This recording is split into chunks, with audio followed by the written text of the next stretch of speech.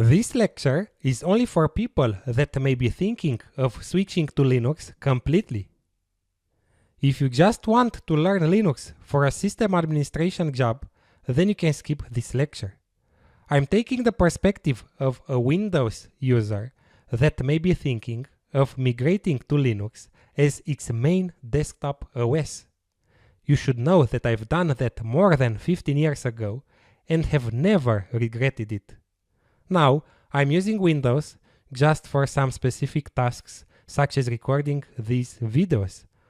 On the work PC and the laptop, I run only Linux. By migrating to Linux, you'll end up with a working and a more stable and secure operating system, which is really free and open. No more problems with licenses or pirated software. If you want to make the step, I recommend you a Linux distribution that is user-friendly.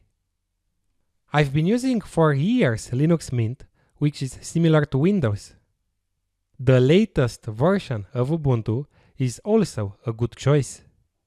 So many say that Linux is more difficult than Windows, but I'd argue with that. A modern Linux distribution is not harder, even for non-savvy users, it's just different. Let me walk you through the most important features of Ubuntu. The first thing you may want to do is to access the settings. Go up to the top, click this small arrow, and you'll have access to the settings. Here, you can make all kinds of changes to the way Ubuntu looks and behaves. For example, go to Appearance, and you'll find there options for the window colors: light, standard, and dark. Many people prefer the dark theme, so you can enable it if you wish. Let's talk about the dock, which is the bar on the far left of the screen that contains icons for the most popular applications or the applications that are running. This is the dock. In this window, you can change the dock settings. You can set it to hide when any active windows overlap with it. You can change the size of the icons or its position on the screen. At the moment, we have the settings on the dock, and that's because any active applications will appear on it. In fact, it will display a red dot before each application that's running. If I start the Firefox browser, a red dot will appear just before the icon. It's running. You can also go to Activities, and it will show you all running applications for easy access. You can also access active applications by pressing the Windows key, which is called the super key in Ubuntu. And of course, you can move between applications using Alt and Tab as in Windows. On the bottom of the dock, we have the Show Applications icon that will bring up all applications currently installed. We can scroll up and down if we wish, or search for an application name in the search box. I have searched for the calculator.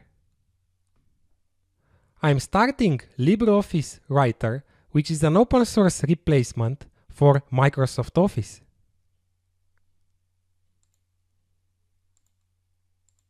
If you want to add a favorite application to the dock for easy access, just search for that application, for example, Calc. Click with the mouse right button on it and select Add to Favorites. And the Calc is on the dock. And to remove an application from the dock, just click on it with the mouse right button and remove from Favorites.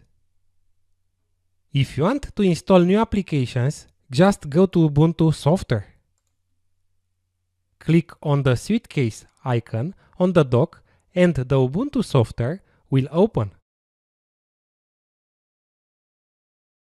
The software catalog is being downloaded.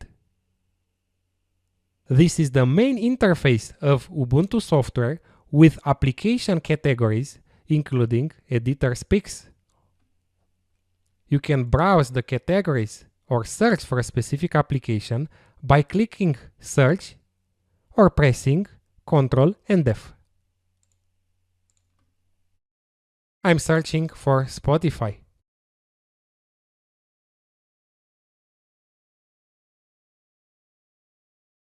To install an application, just select it and click on Install. You need administrative privileges, so you'll have to enter your password. Simply put, if you choose a modern Linux distribution like Ubuntu 20.04 or Linux Mint, the transition from Windows will be fairly smooth. Some of the problems that might appear are related to some licensed applications that are not available on Linux. For example, if you work as a graphic designer and use Adobe Photoshop a lot, then you should know that it doesn't run on Linux. Of course, there are some alternatives like GIMP or Inkscape, but it's not the original product.